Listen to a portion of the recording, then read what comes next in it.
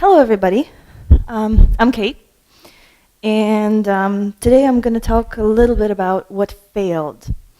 It will be by example, but I was working on none of these projects. These are all the information that I got from other sources. So I wasn't working with all this stuff myself, but they're powerful enough.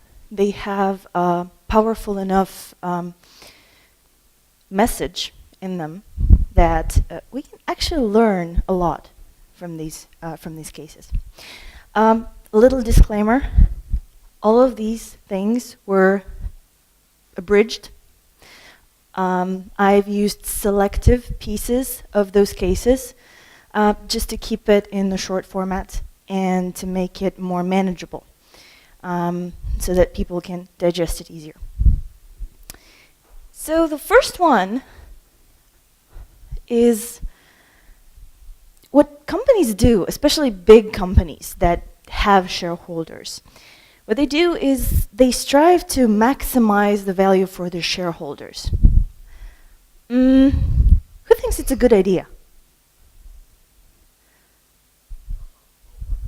Who thinks it might be improved? Okay. So let's take a look at a case where a company was maximizing the value for their shareholders. In 2003, there was a certain machine announced. It was a big thing. It was a beautiful thing. It was supposed to be best in its class.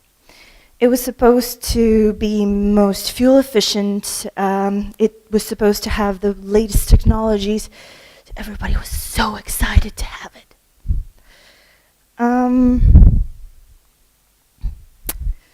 It looked very, very nice. Then so the producer of this machine decided to lower the costs, because I guess that's the main strategy for maximizing value for shareholders. Because if you spend less, they get less. Simple, right? So what they decided to do is, it was a huge machine, very complex, so let's move out. Let's outsource as much as we can. What do you think about that? I see some heads shaking. Anybody has a clue what case I'm talking about? Yep, the Dreamliner, exactly. Boeing outsourced everything, not only manufacturing. They outsourced engineering as well. It was supposed to bring some spectacular savings. It was supposed to be, instead of instead of 10 billion, it was supposed to cost $6 billion. So, quite an improvement. And instead of 6 regular years of developing a huge new plane, it was supposed to take 4 years. Reality check. In 2007, because in 2008 there was the first moment when it was planned to, the first deliveries were supposed to happen in 2008. In 2007, Boeing said, oh, sorry guys, 3 months later. Okay. At that time, 250 planes were ordered already.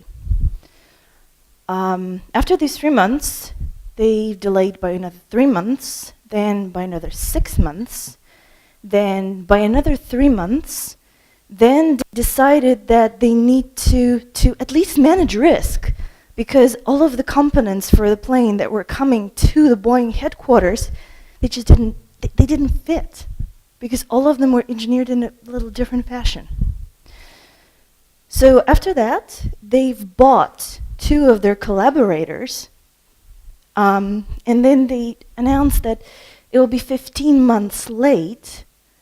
At that time, they were sued for $550 million already for delays.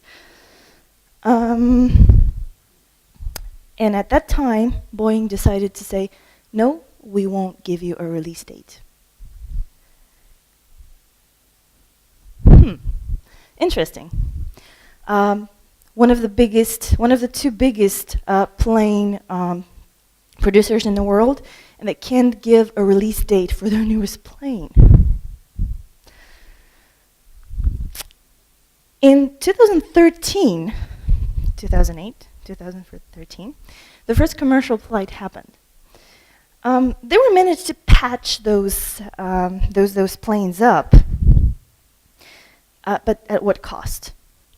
In fact, the delay was 5 years in the end, so bye-bye, 4 years instead of 6. We were 5 years delayed.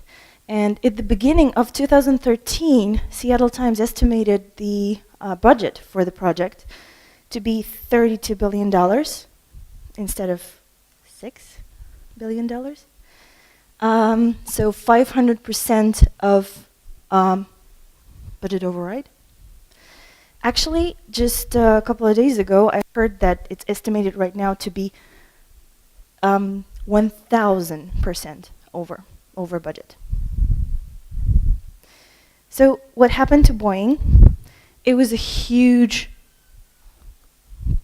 PR problem. Planes were grounded. It was actually the first case of plane grounding since 1979. It just doesn't happen with modern technology anymore. They must have messed up stuff really, really bad. The planes, there was smoke in the cabin, there were cracked windshields and stuff like this. Imagine the amount of PR damage it did to Boeing. Huge. This is what we have when we're trying to cut costs and maximize value for shareholders instead of actually looking for our customers. If we concentrate on the customer, on the airlines that were supposed to order planes later on, and on the travelers that were supposed to use the planes to get somewhere, this might have turned out a little different. So, the damage is done, but Boeing is catching wind. In a year or two, they will break even because they're sailing so many of those planes. So, actually, it wasn't that bad. So, let's take a look at another failure. This time, the other company is also about a machine. The other company also decided to concentrate on value, but this time they concentrated on the value for the customer. Anybody knows who this guy is?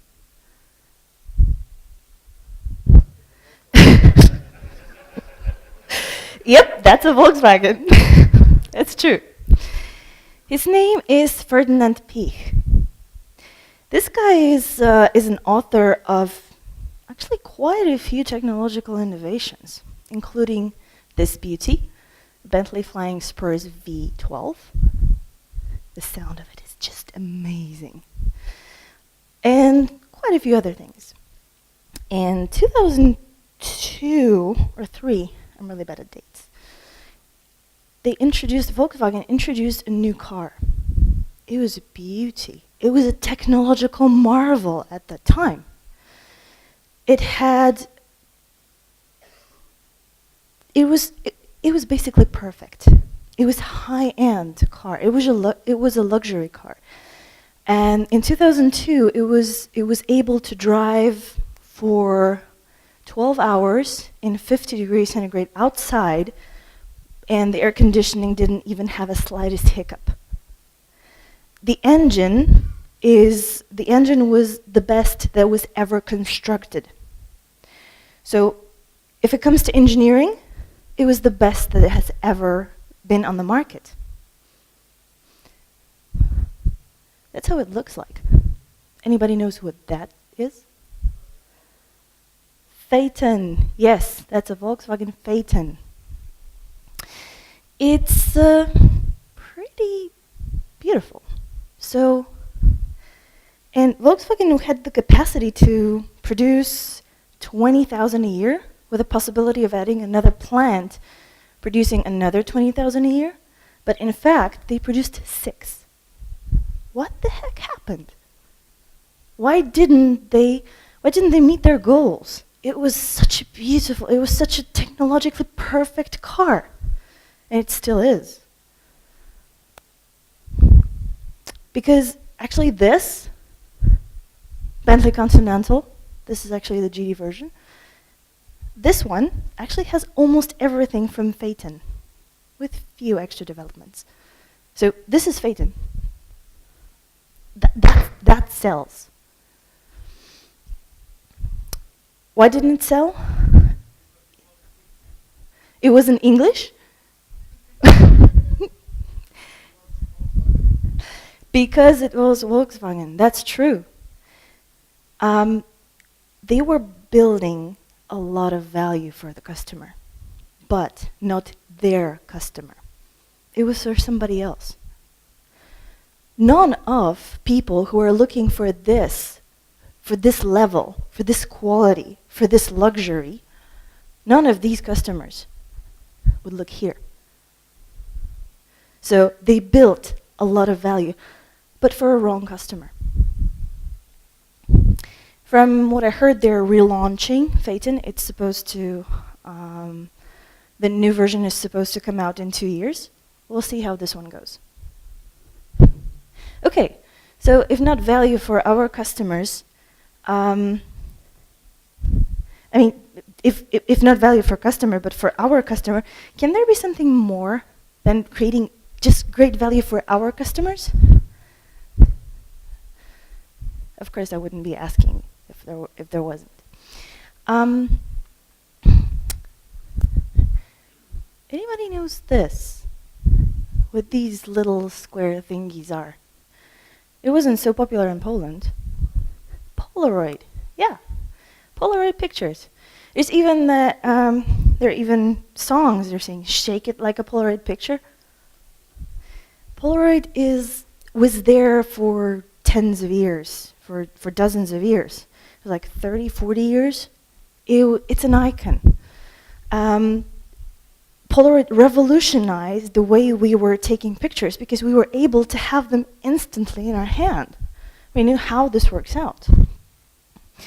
It was capturing our memories. It was everywhere. It was everywhere all over the world. Polaroid was basically dominated the market. Anybody knows this one? Who had it? Wow. At that time, when you had this phone, what was your dream phone? A working phone. Because mine was this one. Yeah? Yeah. Nokia revolutionized the way we were talking with each other, connecting people. It did connect people. It was fantastic. Both of these companies have one thing in common. Their production systems were optimized for hardware. They were optimized for their main stuff, for phones like this, or for these cameras. And everything was set just in one direction. There's a little problem with that. Neither Polaroid nor Nokia exist in its previous form anymore, right? Anybody knows this guy? Uncle Bob, yeah. He's a guy that talks about Java and TDD and stuff like this. He's a programmer. He's a pretty smart guy. In one of his videos, he talks about primary secondary value of software. And it's not only towards software, but he talks about software. He says that there is a secondary value, and it's the value for our customers that we are delivering. It's secondary value. So what can be more important than delivering value for our customers? Actually, evolution. Because the primary value is a possibility, is the adaptability. The fact that if the market changes, if we have a sudden competition rising from under the ground, we will be able to withstand that. Because even if we bring a lot of great value to our customers, just like Polaroid or Nokia did, we might end up like here. That's what Polaroid does right now. The brand was sold, and people who were working with Polaroid started working on those close proximity, full body, whatever scanners. And where's Nokia? I won't comment on that, but the smiles speak for themselves, right? Yeah. So, summarizing, the Boeing, with maximizing value for the shareholders, they lost a lot of money. I hope they won't kill people, because they didn't so far. I hope they won't. Volkswagen, with their Phaeton, they failed with a brand, they failed with a product, they failed with marketing the product. But because it's not the only product they're producing, they're still alive. But Nokia and Polaroid, they're either dead or almost dead. So if you can't adapt, if you're not delivering this, the primary value, the ability to adapt to the changing environment, to the changing market, you can actually get killed. You will not only fail, you'll cease to exist. And actually this is something that Charles Darwin was telling us long, long ago, that it's not the strongest or the most intelligent that will survive, but the fittest, the most able to adapt. Yeah. Thank you very much.